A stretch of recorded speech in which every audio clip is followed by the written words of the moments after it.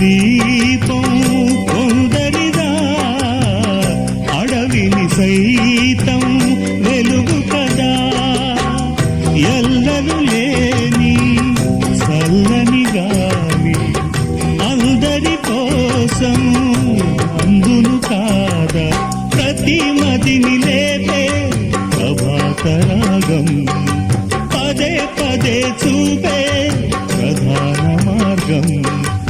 ఏది సొంతం కోసం కాదను సందేశం, మంచి గుణమే పోతే ప్రపంచమే శూన్యం. ఇది తెలియని మనుగడ కథ, దిశ నెరుగని గమనము కథ, సరళి రాధ తనే వసంతం. తన దరికి రాని వన